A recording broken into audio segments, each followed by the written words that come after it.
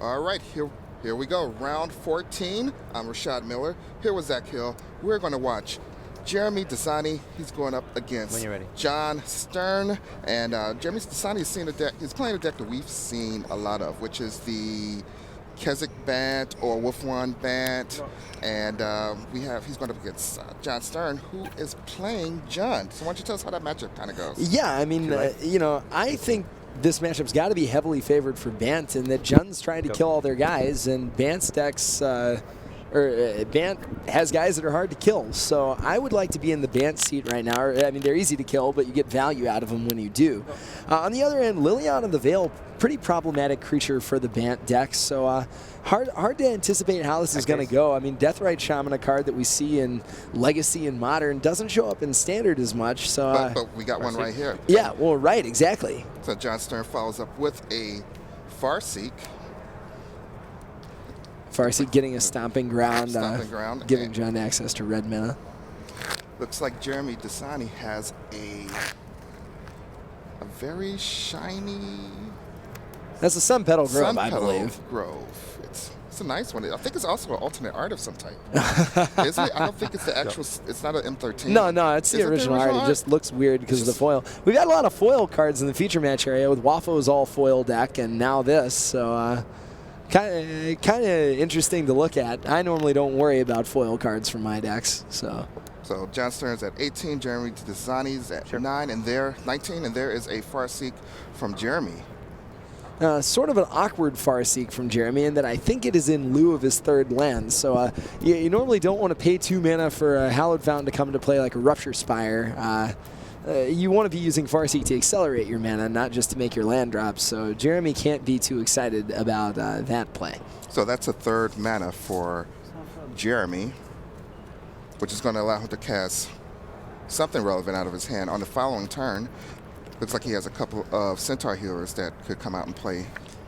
Yeah, he's got exactly what you want in this matchup. You've got a bunch of creatures that give you value when you cast them. You got Thragtusk, that's obviously super important. You have Think Twice to discard to Liliana. You just don't have the lands to cast them. So Stern's got to be pretty excited in this position. He's got Deathrite Shaman can either attack or Dome for 2.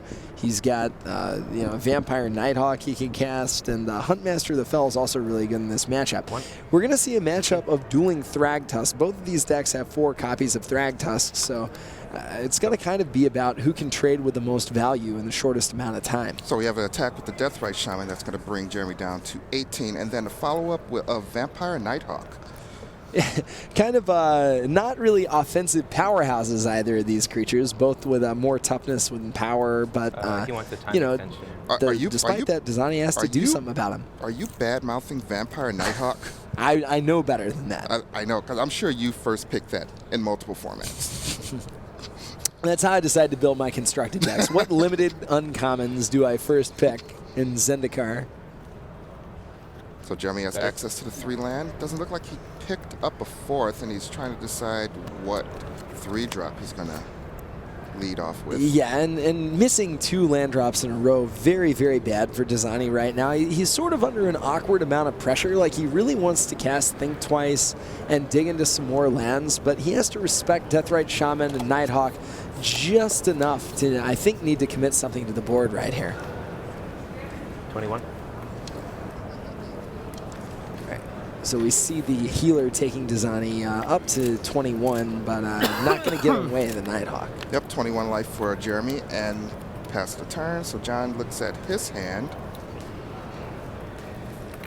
Looks like he's still looking at a Deathrite Shaman, a Huntmaster of the Fells, Olivia, Thragtusk, a couple Thragtusk, Mizzium Mortars, and a Rakdos Key Rune. I'm excited of Rakdos Key Rune because we did a draft of the coverage team of what types of cards would be played most. I voted Rakdos Key Rune for artifacts, so I still think you're a little crazy. That might be insane. That's a second Deathrite Shaman for John Stern.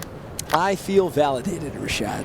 That's what matters. I mean, that's only the second artifact I've seen all week. I mean, the other one was a Chroma's Memorial. That was pretty good out of Raph's deck. That was insane, actually. Yeah. Jeremy Dezani, looking at his cards. 7 cards in his hand, mostly because, 8 cards. No, 7 cards in his hand, so hasn't drawn another land, but still has other 3 jumps. Yeah, it's like kind of awkward to just jam Think Twice like you want to right now, because with double active Deathrite Shaman, you're going to lose the extra card from Think Twice and dome yourself for 2 points of damage. So I think Dezani almost wants to get in the driver's seat and just start beating down now with these 2 Centaur healers. Yep, Centaur healer gets in for 3. Second one comes down. That's going to bring Jeremy back up to 22. John's turn down to 17. Again, racing Vampire Nighthawk, not always an enviable position. But, you got to do what your hand allows you to do. Yeah, it's only a 2-power creature, but it's pretty difficult to race sometimes.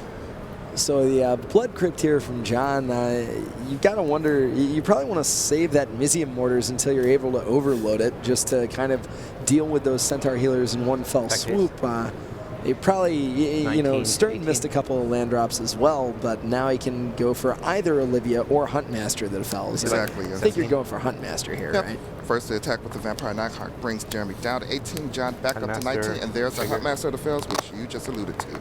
Yeah, I was talking about how Dezani was missing land drops. So was Stern. I just always kind of assumed that Deathrite Shaman is making mana, but that's not really the case in the standard format. Yeah, he doesn't do that very well unless you're playing Evolving Wilds or maybe Ghost Quarter. All right, and maybe you're mulching or doing something like that. I don't know. Not going to happen a whole lot. Not going to happen. Few decks are going to do it. So Jeremy drew a 4th land, so it looks like it's a Glacial Fortress. That's exactly what you want right now. You've got a Restoration Angel to go with your Centaur healers, and for the first time, Dezani going to be able to get some meaningful beatdown on while keeping his life total high in the race against the Deathrite Shamans and the Vampire Nighthawks. So there's a 4th land for Jeremy. He's still contemplating exactly what to do. Looks like he has a Restoration Angel. He could pass the turn and just do that. Is that... You could pass the turn. The downside of that, though, is your opponent has a Huntmaster of the Fells that you really don't want to let flip. It could be big enough at that point to block some of these healers. So I think what we're likely to see is just a main phase Restoration Angel from Dezani. And there's an attack with both Centaur healers. Looks like he could just be throwing one of the Centaur healers into an obvious, trade situation and Restoration Angel just to get as much value. Right, exactly. You're going to gain 3 life and deal 3 damage and cast the Restoration Angel you wanted to cast anyway. And there's a Restoration Angel. It's going to restore 16. The Centaur healer that was blocked. That's going to be 3 more life for Jeremy. That's going to bring him up to 21. All right. So we're looking at John's hand. He's got 2 Thragtusk, but he's a little bit light on land, so either wants a land to hit the graveyard for one of those Deathrite Shamans or just to draw one the old-fashioned way. Yeah, got a few score updates from the back tables. Z Moshowitz is up 1 game to 0 over Shuhei Nakamura. Patrick Cox up 1 game to 0 over Yuya Watanabe. And Joe Larson is up 1 game to 0 over Eric Froelich.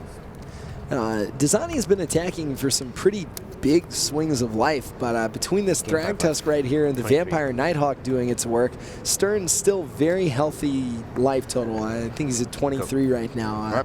Huntmaster of the Fell is also contributing to that. You're not used to a deck with no white being able to gain huge amounts of life, but that's exactly what Jun can do. Right, Jeremy just picked up a 5th land, so he can come back with a Thragtusk of his own if he'd like.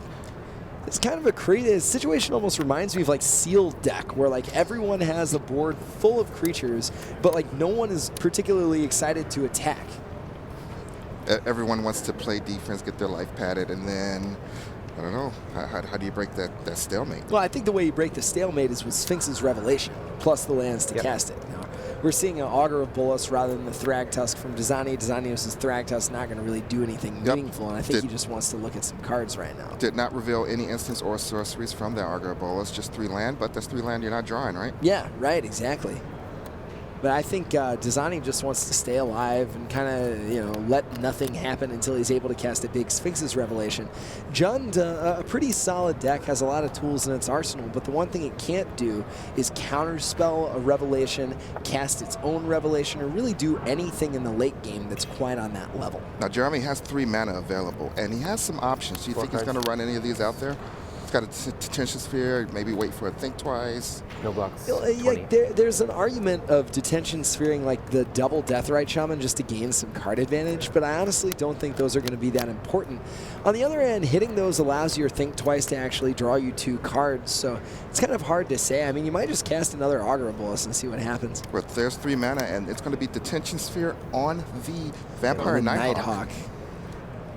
Yeah, I mean, I guess you're doing that to make sure your Restoration Angel can get through. I don't know that I like that play very much, though. I mean, you have to think that Huntmaster of the Fells is a bigger threat than Nighthawk. Rootbound Crack for John Stern. And there is a overloaded Mizium Mortars. Wow. That's going to deal 4 damage to all of Jeremy Dezani's creatures, and they're all going to die. I mean, that was devastating. Your Farseek's exiled. I guess I quietly was just thinking of it as a Flame Slasher used to Stern being kind of mana screwed, but 7, I mean, that was a good old-fashioned Plague Wind. Yeah, and the big swing here, not only in the game state, but also in the life totals, as Jeremy goes down to 8 life after that big attack from John Stern. Mizium Mortars really did it in. I mean, yeah. To say the least. I mean, I'm just not used to Bant actually just caring about Wrath of Gods, but I mean, that was a Restoration Angel, 2 Centaur Healers at the cost of absolutely nothing for Stern but a card, and that Mizium Mortars just broke the game wide open. Yeah, and Jeremy does answer with the Thragtusk, which gives him 5 life, brings him up to 13, and gives him a couple of blockers for maybe a turn or 2. It does. I still think if you're Stern, you battle right into it. I mean, you've got Deathrite Shamans there threatening Dezani's life total and able to gain you some at the same time if you have any spare mana. It allows you to just pass with Huntmaster of the Fells, doing even more damage, getting more size, allowing you to trump the size of the Thragtusk Beast token. So John attacks with all of his creatures, including the Deathrite Shamans. He does have 2 actually 2 sorceries in his graveyard that he could use as Deathrite Shaman activations. Why do you think he attacked instead of leaving them back? Well, I think he's looking to cast Olivia and deal a point of damage to the Thragtusk. I think he's hoping the Thragtusk blocks the Wolf instead of the Deathrite Shaman. Not the Wolf, excuse me, the Huntmaster of the Fells, because Olivia can go over the top, and Dezani at 13 can't survive too many more of these all-out attacks. So it looks like there's some consideration of blocking that Wolf. Thragtusk is... I think you'd probably block the Huntmaster, right? Yeah. I guess it is a wolf. I guess it's a werewolf. I mean they're all lupine. All those 2/2s. Yeah, they're all lupine.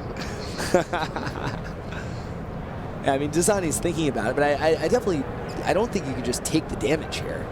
Well, he kind of motioned towards the Huntmaster of the Fells, and it looks like he's not quite. Oh, so we go Thragtusk on Thragtusk. Okay. He just wants to keep his life total high enough. You're at 7? Perhaps playing around Searing Spear, do you plus have passing the turn. these tokens? Looks like he takes 6 and goes down to 7 life. That is something important. Phase. The Deathrite Shamans represent a lot of direct damage too, so Dezani has to really work hard to keep his life total as hard as possible until he can draw an answer to those. There's 5 mana, and 5 mana gives you a 5/3 beast in Thragtusk and 5 more life. Okay, I'll use just so we We're can see gonna get a couple top. of beast tokens out, just so that. We actually have beast tokens instead of frog wizards. Hey, we're upgrading the quality just for you guys. To being correct. Yeah, first we get the hands on stream, and now we actually have beast tokens. We are very high technology here at MagicGathering.com. So Jeremy's thinking about this turn. Looks like he has a Temple Garden, which he just picked up, Sphinx's Revelation, and a Think Twice. I mean, this is just kind of a ludicrous board. Sphinx's Revelation not going to really get him back in the game. I think this match is all but over in John's favor. So 2 mana, he's going to think twice, or at least think the first time. I mean, yeah, he's got to like draw a Supreme Verdict or something, and even that doesn't really win in the game. Yep, and there's the concession. So John Stern wins game 1.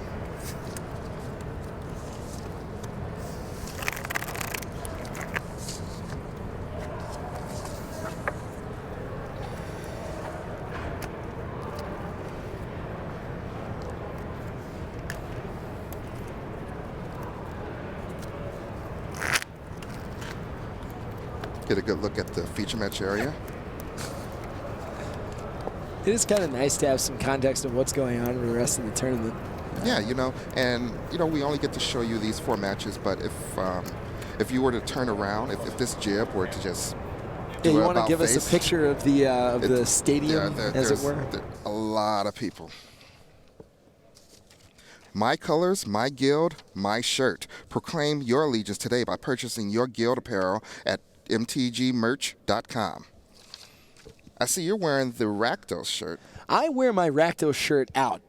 I like these shirts. You go clubbing in a Rakdos shirt? Look, man, it's very appropriate, right? Well, you know, Rakdos like to party. I go out in my my Gargari shirt, mostly because it looks like the logo of a certain energy drink. So it doesn't. So no one's like, hey, what are you doing? But you know what, Gargari. I'm all about Gargari. I was expecting you to go composting in your garden. Oh, wow. So let's look at Detention Sphere. When Detention Sphere enters the battlefield, you may exile target non-land permanent not named Detention Sphere. Kind of awkward, and all other permanents with the same name as that permanent. When Detention Sphere leaves the battlefield, return the exile cards to the battlefield under their owner's control. So this is kind of like a Oblivion Ring, but a little bit more and a little bit less. Yeah, exactly. I mean, the reason for the fancy wording is just, and there's a lot of words on the card. Basically, it comes into play, you exile something. When Detention Sphere dies or goes away for some reason, you get the things back. Mm-hmm. The reason the wording is worded this way is there's a weird interaction with Oblivion Ring that if you have several of them into play, you can like lock up the game state. Yeah. With just like 3 Oblivion Rings and nothing else. We didn't want that interaction to be a part of Premier level play, so we just didn't allow Detention Sphere to target itself. We also don't necessarily always like the idea of like Oblivion Ring or Oblivion Ring. Right. Get back my permanent. Okay, I was actually going to ask you about that. If you intentionally didn't want Detention Sphere to be an answer for an opposing Detention Sphere. I mean, we kind of like meaningfully needing to choose in your blue-white deck between Detention Sphere and Oblivion Ring. Mm-hmm. Like sometimes you can just choose to play Oblivion Ring if you want to get rid of other Detention Spheres. Right. So we like that sort of dynamism in the metagame. It's at pretty low cost. Now, why would you play Detention Sphere over Oblivion Ring? Sometimes you can get multiple permanents, and that's insane, as we saw with Maelstrom Pulse in Jund a while back. Mm-hmm. And, it's also very, very good against tokens, whether it's Lingering Souls, Gather the Townsfolk. There's a lot of tokens in the format, something from Planeswalkers. So it just kind of allows you to deal with multiple threats. Yeah, it's nice to actually see that even though you're taking something away, a little bit away from an Oblivion Ring in a way that it could also answer itself, that you gave it something, whereas it just gets rid of everything with the same name. Oh, yeah, and it's a pretty big upside when it works. Yeah, so we got a couple of other updates for the back table. Zvi Moshowitz wins 2-0 over Shuhei Nakamura, and Eric Froelich and Joel Larson are now tied at 1 apiece. All right. So I'm looking at some cards in Jeremy Dezani's sideboard.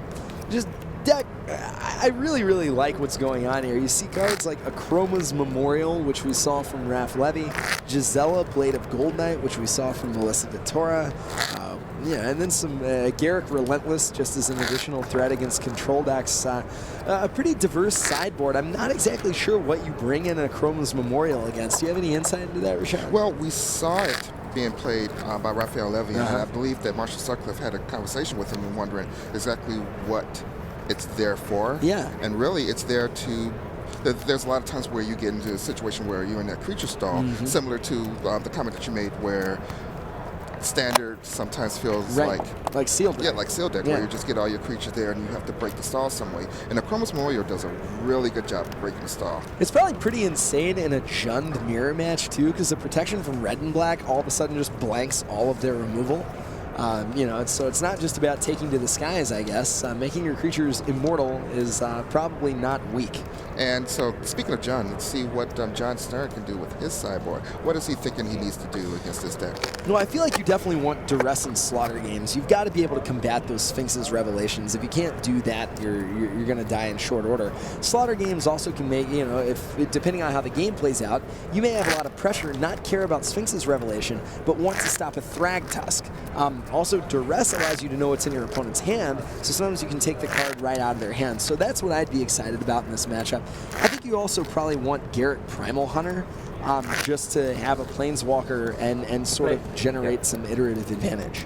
Okay, so now I think you did. Did you do a a deck tech with Melissa Dutora? Was I deck? did. So, and this is basically almost the exact same deck. I mean, is it pretty much? Is it almost 75? Or I is it think she has 2 Garrux. sideboards, a couple of sideboard changes? I think she has 3 Rock's Faith Menders and a Centaur Healer instead of 4 Faith Menders, but basically the same deck. Yeah, so it's probably safe to assume that both of these players have some experience against each other's archetype. Oh, absolutely. Especially after this was the 8th round of Standard. Yeah, I mean, I think by this point, basically everybody knows what everybody else is playing, and basically everybody's played against every matchup. Okay. All right, so it looks like both players are keeping, and we lead off with a Temple Garden from Jeremy Dezani. Go. I want to see land Farseek, land Rakdos Keyrune, land Rakdos Return so bad. Well, this will vindicate everything I want to see in this tournament. Well, we're going to see land Farseek over from Jeremy Dezani, but he's probably not going to play any Rakdos. I want to see a Keyrune. There's the Farseek, and actually Farseek was a card that I really wanted to pick. I think I did pick in our fantasy Pro Tour Rochester draft. That seems very smart to me. If you could pick a sorcery, that would be the one that I would pick. Maybe Pillar of Flame or something. Yeah, I considered that one as well, but I knew Farseek was a big power player in a lot of the 3 to 4 color mid-rangey decks. Yeah, exactly. And you have to assume, like, when people start out saying how aggressive the format is, the natural solution to that is mid-range decks with cards like Thragtusk. Exactly. So you kind of have to say, all right, people are thinking about and reacting to what each other are playing. What's the next logical step? Probably a lot of Farseeks. And speaking of Farseek, let's talk a little bit more about Farseek, because there's another one from John Stern. Go ahead. So, he set that up. He's also got a Duress in his hand, which he conveniently can curve Rakdos Keyrune into. Oh, my God. Look at this brilliance. Look at this genius. Everyone go back, rebuild your decks. 4X Rakdos Keyrune. I mean, not to rub it in, but that Keyrune also pretty good against the double Supreme Verdict hand that Dezani's showing right now. I mean, I don't feel like you're rubbing it in at all. It just feels so natural that, you just love Rakdos Keyrune. Look, man, I know what I like. So that Duress probably going to hit a Sphinx's Revelation, be an absolute giant beating. On the other hand, the Restoration Angel from Dezani, not worth 2 life, it looks like he's saying. Probably not. So a tapped Temple Garden into another Farseek for Jeremy Dezani. That's going to make 5 mana at Jeremy's disposal at the beginning of the next turn. Even 6 if he has a land in his hand. Exactly. He's setting up a big Sphinx's Revelation, exactly where you want to be. No real hurry to cast Restoration Angel. In fact, casting Restoration Angel against Jund without getting value out of it by flickering something, probably not even something you're too excited to do, given that Jund has as much removal as it does. Okay, so John draws this card, taps 3, and here comes Rakdos Keyrune. And this probably will roll right into a Duress. And it does. That's exactly what happens. So I mean, one would expect him to take Dezani's Sphinx's Revelation. Right. The reveal cards are Sphinx's Revelation, 2 Supreme Verdicts, and the Restoration Angel. And the only targets that Duress can take are the Supreme Verdicts and the Sphinx's Revelation. Right, and with actual 0 creatures, Stern not too worried about Supreme Verdict right now. Now, Stern did miss a land drop, so that could definitely cause him to fall behind if he's not able to draw out of that anytime soon. All right, so doesn't play a land, just draws and passes the turn. He picks up another Restoration Angel, so he's probably going to play one of those at the end of the turn. Exactly. Dezani missing a land drop as well, so both draws sort of land light. But if you're Stern right now, I think you want to cast Rakdos Return. Do you not? Well, that could be a possibility, but it looks like there's an Overgrown Tomb Plate untapped, and it could be a Rakdos. Yeah. But it actually is the Rakdos' Return. And he knows about the Restoration Angel, but you can't be too sad about being able to empty Dezani's hand if he does, in fact, cast the other angel. Exactly, and there is that angel. Yeah, so Stern's got to be feeling pretty good right now. He's going to be able to deal with that angel on the next turn with Mizium Mortars, and Dezani, unless he top decks a Sphinx's Revelation in a hurry, is going to be falling pretty far behind right now. Right, Jeremy's top deck was a Supreme Verdict, so nothing really to do on his turn but attack with the Restoration Angel. That's going to tie the life totals up at 15. John Stern gets a 5th land drop, bringing his land total up to 6. Thragtusk with 20 mana left open, so he's going to go up to 20 after that. Yeah, Dezani slams his card down, clearly not too excited about what's going on right now. So and it ends up being a breeding pool. Plays a tapped and passes the turn. So no attack with the Restoration Angel. Yeah, I think you're looking to trade with Thragtusk right now. Like, it's not something you're too excited about doing, but when you're at 15, your opponent's at 20, I think you kind of have to say, all right, I'm probably going to block. And so a land drop from John Stern. Yeah, you see him shuffling his lands around. It's not because he's trying to, not because he lacks options. He's just trying to figure out exactly the best way to put this game away. And there's a Mizium Mortars. That's going to take out the Restoration Angel, clear the way for his Thragtusk. I cannot get over how devastating the Mizium Mortars was last game. I just wasn't paying attention to it. See that Rakdos Keyrune getting in for 3 damage? I actually see it changed. It changed into a 3/1 red-black first striking something. Can you Supreme Verdict it? You can't do that? Not unless they reprint it Quicken. Did you guys reprint Quicken? If so, I would be very excited to see that in the feature match area. You didn't see my Quicken Supreme Verdict coming, did you? No, in fact, I did not. Absolutely not. So Jeremy is down to 7. He's about to get attacked again for 8. And there is a Sphinx's Revelation for 3 to gain 3 life and draw 3 cards. You're like, fine, all right. So he does have 3 cards. It's very important. He is able to stay alive through this attack. The 3 is not a lot of life points, and this is a Sphinx's that's a lethal Rakdos return. And that Rakdos return gives John Stern 2 very decisive victories and is able to take this match away from Jeremy Dezani.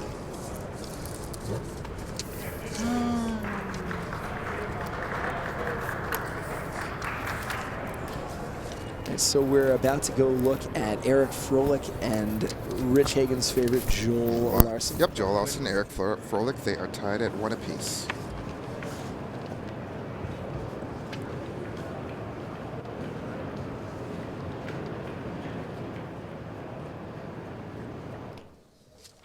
Looking to face a greater challenge? Take your game to a Grand Prix and see how you fare against the best players in your region, as well as the top visiting Magic pros. Upcoming Grand Prix include Quebec City, Charlotte, Yokohama, Verona, Utrecht, and San Diego. I'm sure I did not say that right.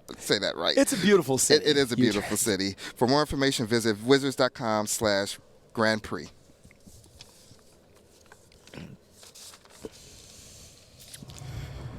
All right, so now we're going to swing in and take a look at the end, I would say, or the middle, or some point in Game 3 between Joel Larson and Eric Froelich. Yeah, I mean, match is tied at 1-1. Ifro doesn't look like he has too big of a board. On the other hand, he's got a Planeswalker, and Larson is battling his face. So Ifro, man, just for a poker player, doesn't necessarily have the greatest poker face. He looks kind of how he feels. And Eric Froelich is playing. Is he playing the Channel Fireball build, or is he on something on his own? Because I did get a chance to see some of his games, and it's very Naya. So it's the Kibler. Yeah, I think it's the Kibler Naya deck. I'm looking at his hand. You see Hellrider, see Flint of Boar, see Thundermaw, Hellkite. A lot of very, very powerful cards. Not necessarily too good at playing defense, but. And not a lot of red mana to cast that lethal Thundermaw Hellkite either. Not a lot of red mana at all. So it looks like a Dom Raid is going to go up to 5 loyalty and reveal a Boros Reckoner. Domri Rade doing some good work. Boros Reckoner, very, very good card to draw with Domri Rade. Unfortunately, Ifro is a 2 and needs something right now. And that's it. So we didn't get to see much of this game as Joel Larson wins 2-1 over Eric Froelich. Second blue for this as well. I had 11 turns to hit a 17 outer to kill you. Only 99.999. I bet he did that math. I mean, I love math. So I'm sure it was perfect math. So Joel wins 2-1. Yes. All right, Rashad Miller, Zach Hill, round 14. That was pretty awesome. Well, I was pretty excited to see a Domri Raid in the little bit of the match that we saw. It's one of my favorite cards. It's legal, but didn't really do a lot of work for Ifro in that match. I had it in a draft last night. I drew a couple of cards off of it. Did that feel good? Yeah, it was in my Simic deck, though. Was it worth splashing? No comment. No comment. But so we got to see John Stern win 2-0 over Jeremy Dezani, and that was a pretty interesting game where Mizium Mortars just took the game over. Yeah, I mean, again, I knew it was in his hand. I just was not thinking about overloading it. It's a 3-color deck, hard to get 3 red mana. He was stumbling on lands for a while, but it seemed like out of nowhere, it was like, oh, there goes 2 Centaur Healers and a Restoration Angel. Completely swung the game around. I remember when the card, Eric Lauer, lead developer of Return to Ravnica, put the card in the set and pushed it pretty aggressively, expecting it to be one of the defining cards of Standard. It's looking like it's kind of really getting its time to shine now. Yeah, and there's a lot of cards that have, triple colored manas, mana cost in its mana cost, and just the fact that all of the mana in this Standard environment is just so easy. You get to play whatever you want. Well, yeah, I mean, we're seeing that out of the Channel Fireball squad that opted to play the Esper Control deck. One of the biggest cards in that deck is Planar Cleansing. Again, costs triple white, not necessarily the easiest thing you would think to cast in a 3-color deck, but the mana, especially the M10 lands and the Innistrad lands, really making it easy to cast. Yep, so. and just a recap of the other 3 matches that happened this round.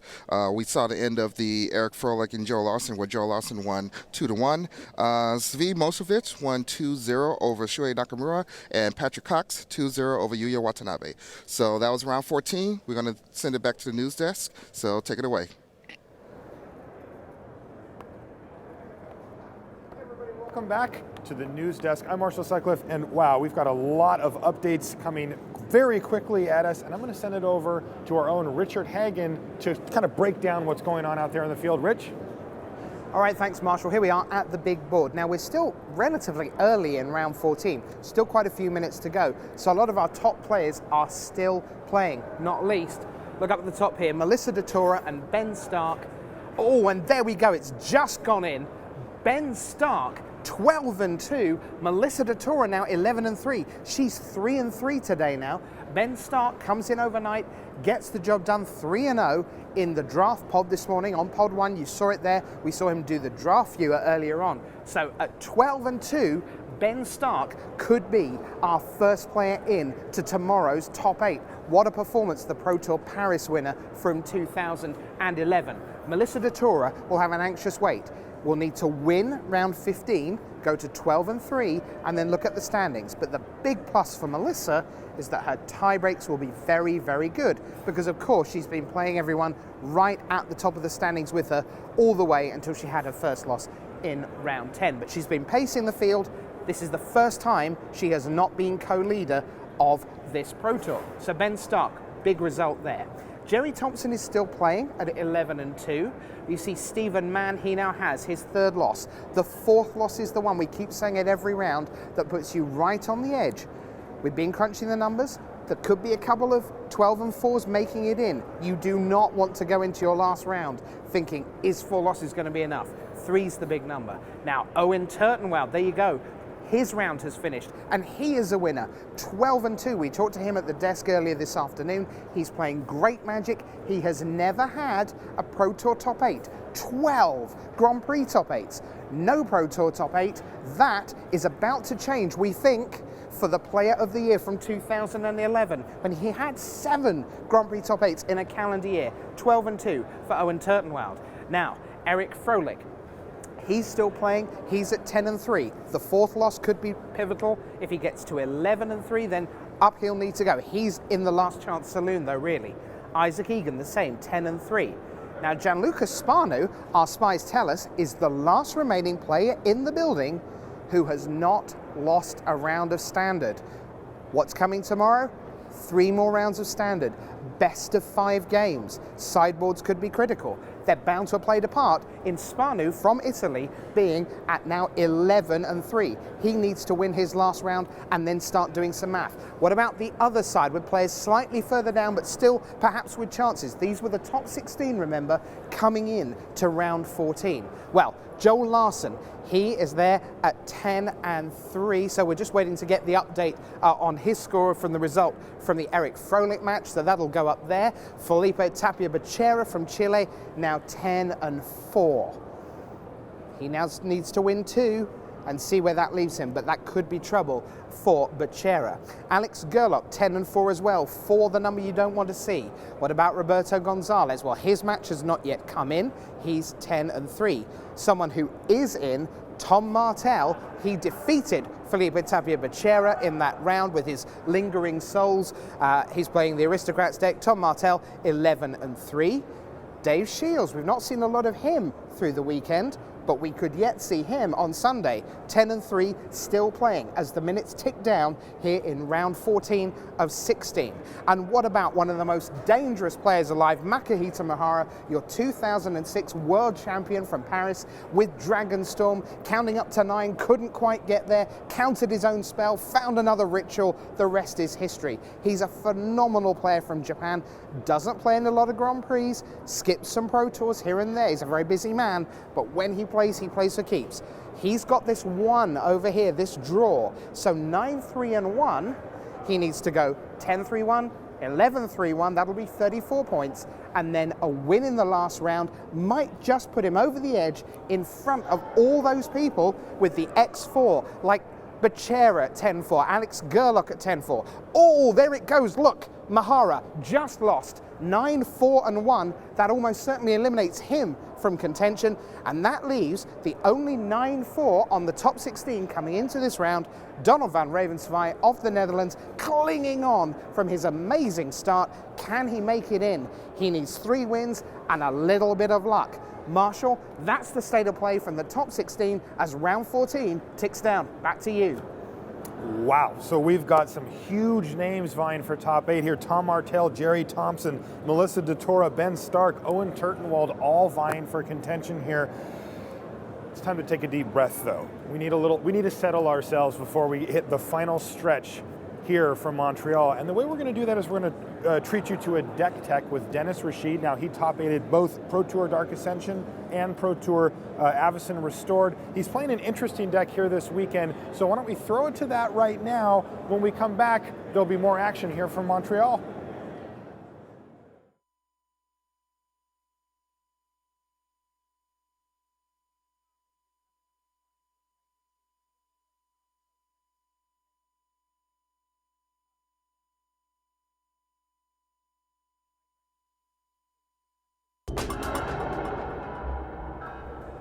Hi everybody and welcome to the Tournament Center here at Pro Tour Gatecrash in Montreal. I'm Brian David Marshall. This is Dennis Rashid. You may remember him from back-to-back Pro Tour top 8s last season. We're going to do a deck tech with Dennis about his deck called I've Got a Feeling. It's a white blue weenie deck. But this is a little something different that we're doing here because honestly, you've not had a great standard showing at this event. That's right. I'm 2-5 right now, so not doing too well in standard. 5-1 the draft, but I mean, even after going 5-1, I wasn't too excited because I knew what my standard deck was. Okay, so the thing to sort of get at here is you come to a Pro Tour, you're making predictions about this new metagame. You're thinking about what the decks are going to be, what are other people going to be playing, what did we play, what assumptions will they make, and you at some point have to make a guess. Yeah. And so what are you guys guessing about the format coming into Pro Tour Gatecrash? Well, first and foremost, the aggro decks are really good, and so it becomes natural to want to beat aggro, which makes most people lean towards mid-range decks. And to beat mid-range, you usually go over the top or go control or something. So if you're going to guess that it's mostly mid-range, you want to play control, but then aggro usually beats control. So if there's still a bunch of aggro players, then there's where the whole guessing comes in. My guess personally was that aggro would be a bad choice for this Pro Tour. But the thing is, I didn't find any mid-range deck that I wanted to play, and I was not comfortable playing any control deck either. Because I didn't just want to, get run over by the Saito Gruul deck, for instance, which is a terrific aggressive deck. And we did a deck tech with Shahar Shenhar on that aggro deck earlier. So let's talk a little bit about this deck, which is a very classic archetype to Magic players are well familiar with. A lot of little creatures. Let's take a look at the first slide. which has 4 1-drops. The unfortunately prophetic Doom Traveler here. Tell me, Doom Traveler, Boros Elite, champion of the parish. Even Wingcrafter. Wingcrafter. Yeah. What's going on? Like champion of the parish is obviously the best 1-drop. It's often attacks for 3 on turn 2 and becomes even bigger. Boros Elite, it's fine with Doom Traveler. Doom Traveler usually enables the battalion pretty well, so they might even out at like 2 power each, you could say. And the Wingcrafter, I mean, it's actually pretty good in the creature mirrors just to make your parish a flyer. But it's also like extra 1-drops. It's so much better to go a parish or a Boros Elite turn 1 and then 2 1-drops turn 2 than playing 1-drop, 2-drop, 3-drop. Right. Also on turn 3 you could play a 2-drop and a 1-drop. So we really value the 1-drops a lot. So we wanted 14 of them. Right, brings you over the top to 14, and it's worth noting, you may forget, it doesn't look like one, but the Wingcrafter is a human. So they're all human. They're all human. Let's look at Near Heath 2 Pilgrim. drops. 2 drops. Near Heath Pilgrim's a card we've seen a lot paired with something like a Boros Reckoner, but yeah. What are you looking for out of your 2 drops here? Well, the first strikers, they're great in combat in any creature matchup, both the Precinct Captain and Thalia. I mean, they're really good 2-drops. Precinct Captain can win matches on its own, kind of, if it goes unhindered. To get out of hand. Also good with Wingcrafter. You can get in some beats and build some jumpers, and you can race. Right. And Nearest Pilgrim is to aid the race, basically. Very good against aggro decks. I mean, your parish is usually something that they have to jump, unless they play hard removal, but many aggressive decks just play burn, and your champion of the parish can become a lot bigger. And if you start gaining 6 a pop, I mean, you won't lose that matchup. All right, let's move ahead to the 3rd slide here. Let's look at some more cards. And then the 3-drops. Yeah. These guys are all very impressive, if not, at least in one case, a little unlikely or unexpected. Yeah. So Silverblade Paladin, I mean, it's the biggest, heaviest hitter, I guess. A lot of damage potential with the parish again. Right. And with Boros Elite, I mean, it's 6 damage there. Pretty straightforward. Frontline Medic, great card. Very good against Boros Reckoner. I mean, they'll have to go to the face. Right. You don't really care about that. You're usually ahead. And just overall very good against the Revelation. Have you gotten into any Wildfire. Situations where you're attacking with life-linked Indestructibles? Life-linked Indestructibles? No. But often Indestructibles, and that's usually enough. Okay. Okay, so the Sky Knight. So the idea with this deck is to be aggressive, but more or less be all in. Like instead of playing another color combination, say Boros or something, you skip the removals, you just go for the tempo. So you just detain for 1 turn, and hopefully that gives you enough damage to win the match. And 3 power flyer, surprisingly good, doesn't die to ultimate price. You can pair it with double striker. Okay, and again, It's human. Human. Yeah, even this is human and flies. Yeah. Okay. Moving on. So here's a couple of these. This is sort of the last of the spells in your deck. What is going on with Odric Master Tactician?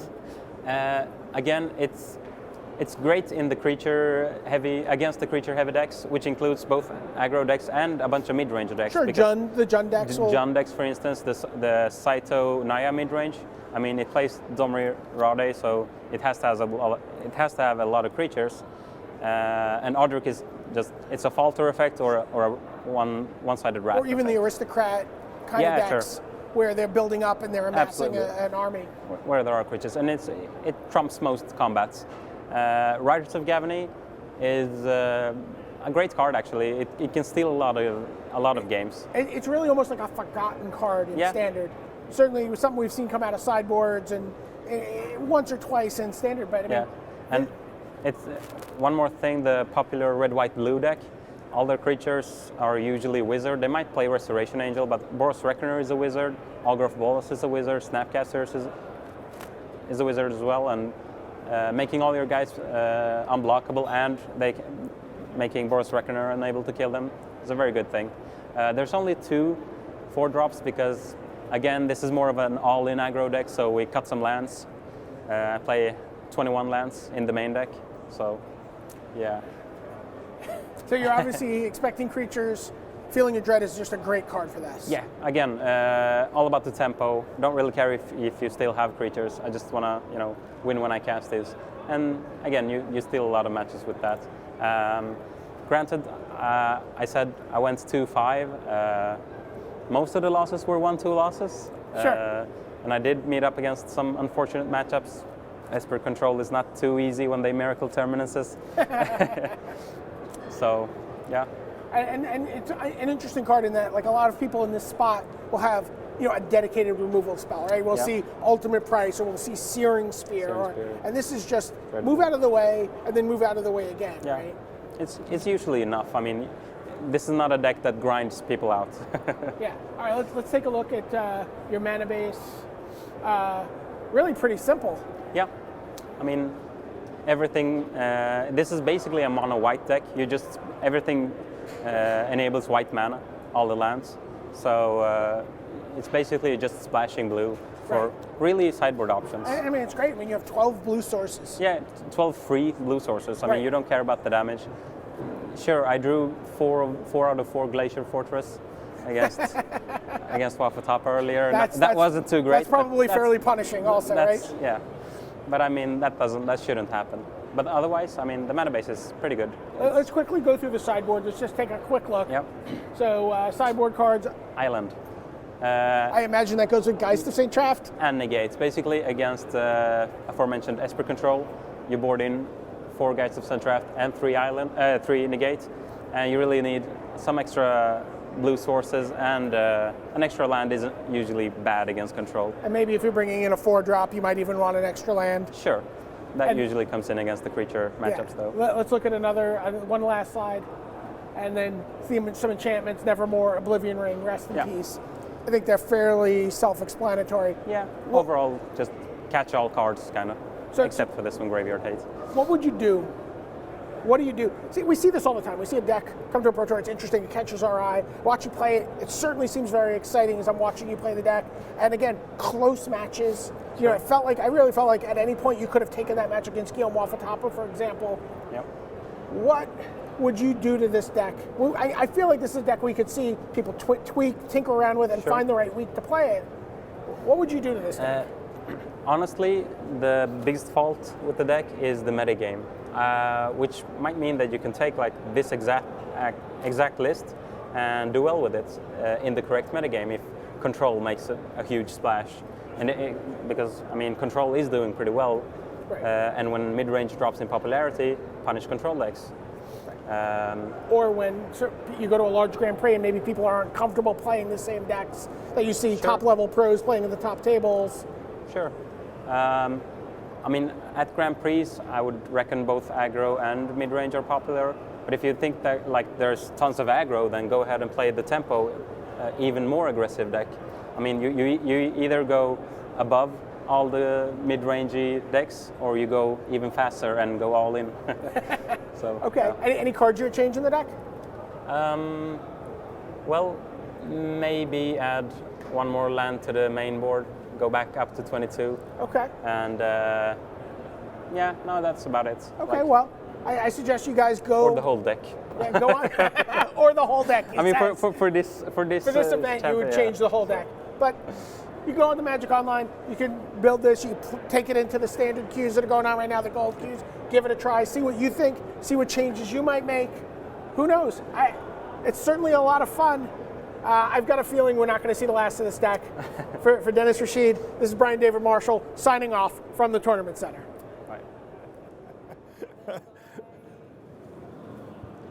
Hey, welcome back.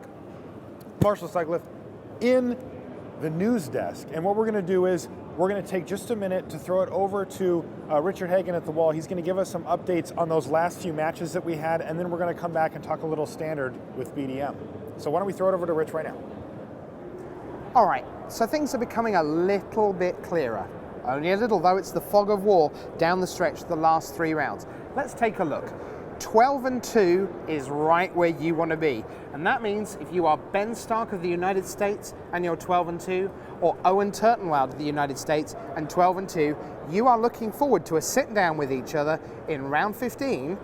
That probably means you're going to shake hands and go, I'll see you on Sunday. But who knows? Maybe they play. We'll see. They're at 12-2. Now the X and 3s, they're certainly needing a win in this next round, 15. Then they see where their fortune lies. So long-time leader Melissa DeTora, 11-3. Jerry Thompson now lost. We see his number went from 2-3, 11-3. That's as a result of Roberto Gonzalez coming up to 11-3. It was a pair down for Jerry. Roberto Gonzalez won that one. And Roberto Gonzalez, how about this for a story? Overnight, he was 5-3. In the morning, this morning, when we were with Zach Hill and we were telling you all about those players who had so many losses to give. The 5-3s, we said, they cannot afford to lose.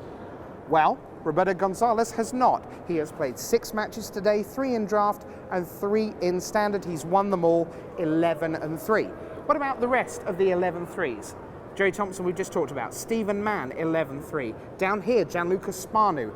He is still perfect in standard. Can you believe it? How would he be if he dominated draft as well? Crazy. 8-0 for Spanu. Over this side, Joel Larson defeated Eric Froelich 11-3. He's in there. Talked to him just now. He said, listen, I'm not thinking about top 8. I'm not thinking about IDs. I'm thinking about playing the next turn of Magic. Good lesson from one of Europe's finest pros. Let's move on down. Other 3s. Gonzalez we talked about. Tom Martell, 11-3. Once you hit the 4s, it gets very, very dangerous. And there are other players. You see here, Don Van Ravensveen now at 9-5 after his tremendous start.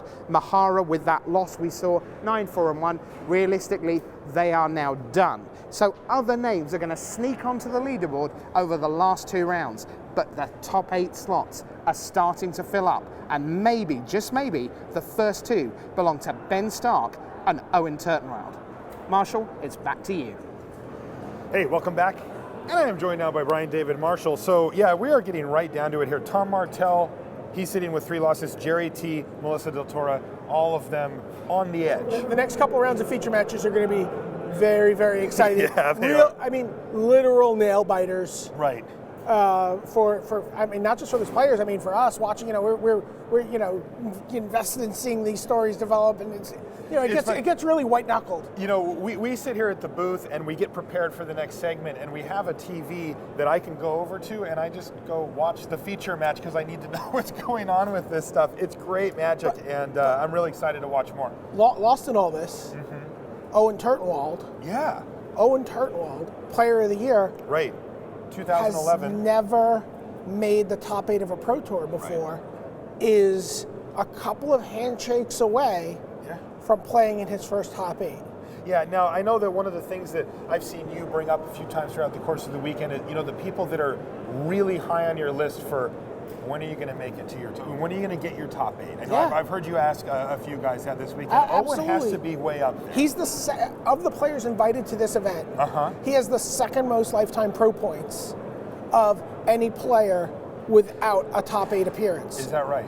Ahead of him on that list, Jerry Thompson, who's also in contention, but who is now in nailbite territory. Yeah, he's way up against it now, sitting with 3 losses. All right, let's take a minute, BDM, to talk a little bit about some of the cards in standard that we've been seeing this weekend, and some of the things that we're going to see. And the first one I want to talk to you about is Geist of St. Traft. Now, it was at one point pretty ubiquitous. We saw it everywhere in standard. It doesn't have quite a stranglehold like it did before, but when it shows up big. Well, before it was like the top end of like the Delver deck, right? Yeah. Top end of the Delver deck. The big 3-mana top end. Right. It was Mythic Rare from Innistrad. I mean, I remember Rashad and I were at a tournament the day Innistrad came legal. It was like a standard open, and one of the players there had, Geist of St. Traft and Spectral Flight. Oh yeah. And and he was just like bashing in with it. Oh, that looks pretty good. Yeah. You know what? It still looks pretty good. We have a player at X and 4 fighting for those last spots, still playing Geist of St. Traft, still playing Spectral Flight. Right? It's still good. Geist deck wins, it's called. Yeah. Yeah, I remember when I first saw it, I thought, the card seems okay. It's just going to get blocked a lot. Yeah. All right, let's take a look at the next card. For standard, Gravecrawler, a significantly different direction than Geist of St. Trav. Talk to us about Gravecrawler. I'm obviously an incredibly powerful deck, card in a zombie deck. Yeah. A powerful source of, we've seen people use it as a recurring creature to sacrifice. Yep. Powerful zombie that can return from the dead repeatedly if you control another zombie. Pretty dominant on the Grand Prix field. And it's just like a play. What have we seen time and time again as we're watching these matches? Control players. Control players. What are control players trying to do? What are control players trying to do? Keep the board clear. Right, and keep the board down to a minimum number of creatures. Yeah. And Gravecrawler is just a frustrating card to play against. Now, I wanted to ask you, this is a Pro Tour field. This is the highest level.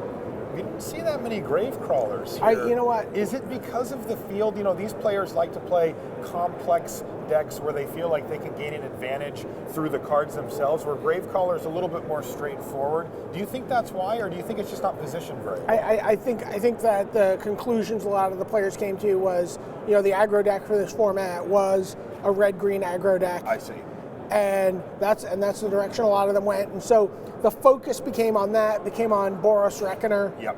And how do I beat that? How do I go over the top of that with mid-range? How do I go over the top of mid-range with control? How do I come back under control with my take on aggro and so forth and so on? One of the things about Gravecrawler is that it's not just a good card on its own. It's very much a piece of a puzzle. Yeah. All right, let's take a look. Sarah, this is a very BDM card. It's Grizzly Salvage. Oh, I love this card. I know you do. Now, it hasn't seen a ton of play, but the decks that use it very well. I know Zach Hill's compared it to Impulse before. Of course. So just think about, Ben Stark, a player who is now all but those, metaphorical handshakes away from the top 8. When he won the last Grand Prix he won just not too long ago, he's playing Grizzly Salvage in his Golgari deck. It's limited, obviously limited. Sure. But when you think about the things he was able to do, he was able to hit his land drops, he was able to put creatures that had some kind of recursion, into his graveyard, and he had cards like Treasured Find. So it's just like the ability for this card to set your graveyard up as a resource is just tremendous on its own. You think about cards like Snapcaster Mage. Absolutely. You think about cards like Harvest Pyre, which we've seen time and time again throughout this weekend being used to set up a Boros Reckoner kill. And you just want to get cards into your graveyard. And there's a couple of players near the top tables playing Reanimator decks, and they have Mulch, they have this card, they have Tracker's Instinct, right? And they're just only 2 mana, and it's an instant. That's a key too. You can hold up some type of removal for combat, and then just get them. And you can get a land, or you can get a creature, right? It's whatever you need. It's not like one of those cards. You think about Augur of Bolus, and sometimes you see players go, ugh, ship them all. And ship them all. You rarely ever, rarely are you going to be like, 4 enchantments and an artifact. Damn it! And if you're building it in standard and you do that, you're probably doing something You're wrong. building a standard Grizzly Salvage deck. That's right. All right, let's take a look at the next card. It's Hellrider. Very straightforward card. It's aggressive. It hits hard. Yeah, it's a funny card. We saw like these kind of we've seen it at times like mid-range aggro decks, like with 3s and 4s, and and even some 5s. And even some 5s. Yeah, Thundermaw Hellkite. But where we're really seeing this card is kind of like we did a deck tech with Shahar Shenhar on his red-green aggro deck, and he had 1 copy of this card in his main deck, he had another one in his sideboard. He's like, I'm only playing 18 lands. I don't even know if I'm ever going to cast this card. But it's just this extra little bit of reach. Those situations you get where your opponent's like, okay, I think I've stabilized. You've got 4 guys. I've got 3 guys. We're going to attrition off guys, and I'm going to take a little bit of damage. Well, suddenly, you play that Hellrider, you attack. That's 5 on top. 5 you can push at a Planeswalker. That card's super powerful. It fits really well into that plus Falcon Wrath Aristocrat plus Thundermaw Hellkite. It's haste, haste, haste. Yes. You can wrath the board and you're still taking a bunch. Let's look at the next one. It's also a 4-drop. It's Huntmaster of the Fells. This is a card, when I first read it, I thought I was reading like a Christmas list. It was like, wait, I get this, and then by the way, somebody wrote on the back of my Christmas list, and there's more value to be had there. Continued. To be continued. And, we've seen it. It's enjoyed play in Standard since it's been printed and it's still around. Right. So I think one of the lines there is very interesting. One of the most dynamic double-phase cards. It likes to transform back and forth. Obviously we've seen Delver's Secrets be a very potent card in Standard, although absolutely nowhere to be found. Gone. It's gone. Nowhere to be found in this room, even though most of those same cards are still legal with it, right? It's really interesting how that's happened. But when they talk about dynamic, the idea that this card transforms and transforms and transforms, and you see games where that happens 2 or 3 times, and it becomes a strategic element in the game. Yeah, and it has big swings on either side, right? Yes. Just a tremendous card, and again, a card we see people playing in Jund. Yes. We see people playing in like Naya aggro, and we see people playing. We talked about the Grizzly Salvage. We see it in the human reanimator decks, right? Again, because he's a human. We see it. You have the Fiend Hunters and the Angel of Glory's Rise and the Huntmaster of the Fells, and you can loop it and you can gain just a bunch of guys. ridiculous amounts of life and end up with a ton of wolves in play. Yeah, I think that's, we've seen this format has definitely crept towards the mid-range, and that's one of the most mid-range cards I can think of, right? It gains you some life. It's tough to kill because it's got a couple of bodies that come in, but it can get big later on. Now, a card that is used much more on the control end of the spectrum is Jace, Architect of Thought. Now, this is a powerful Planeswalker. It saw a lot of play early, and now it's kind of evened out in the middle somewhere. Yeah, we definitely seen it in the field. I mean, if you think you're expecting a lot of Lingering Souls and Spirit Tokens and, all these kind of things attacking you, well, you can just make that guy bigger, just bide your time, force your opponent to deal with it. This is the 4th time we've seen Jace. All 4 iterations of Jace have been powerful, standard, impactful cards. That's right. Right, we're seeing the previous Jace all over the place as well. People milling 10 cards left, right, and center. Yeah, Jace Memory Adept has made a big appearance here, and if he becomes one of the best possible cards to land in a control mirror. Right, and so what that also means that you have a 4-mana Jace. That it's pretty good when you stick him because you get the seal of Jace. Yeah, you can play him with Fractal Fiction early, but you can also come over the top of your opponent's 5-mana Jace, have a little more room to maneuver, and Jace out there, Jace. All right, now I want to talk about a lady that doesn't really ever let Jace hit the table. It's Liliana of the Veil, capable of tearing your hand apart and also dealing with creatures. This has been. She really has, in some ways, supplanted Jace as the most ubiquitous planeswalker in constructed Magic, I think. She is amazing. We see her in Modern.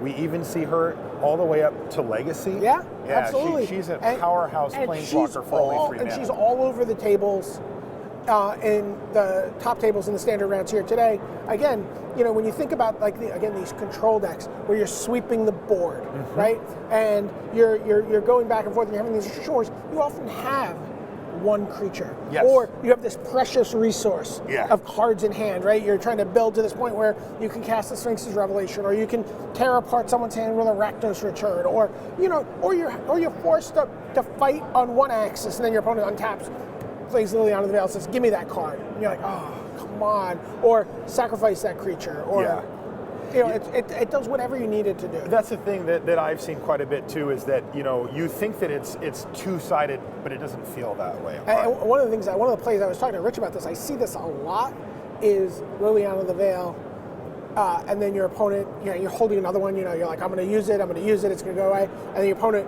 untaps, plays Rakdos' Return, kills your Liliana of the Veil, kills your hand, your other Liliana of the Veil, and your plans are shot to hell. That is pretty dirty. All right, now what we're going to do is I'm going to send it over to the wall again, where Richard Hagan has some more updates for us. All right, so here we are, and here's the situation. The last match is in, and the last match was on the scoreboard behind us. It was Isaac Egan of Australia up against Dave Shields of the United States. And you can see here, Shields is the winner, 11-3, putting Isaac Egan of Australia in the danger zone at 10-4. We've been talking around with some of our maths professors, that means Ari Lax and a few other guys out in the player area. And they feel that the X and 4s, 12 and 4, could see you anywhere from maybe 6th, 7th, 8th, right the way down to maybe 11th, 12th, 13th. So in this 15th round that's coming right up, all the 11 and 3s, that means the likes of Melissa DeTora, Jerry Thompson, Stephen Mann, Gianluca Spanu, the undefeated standard player. On this side, Joel Larson, he's 11-3, Roberto Gonzalez, Tom Martell, Dave Shields.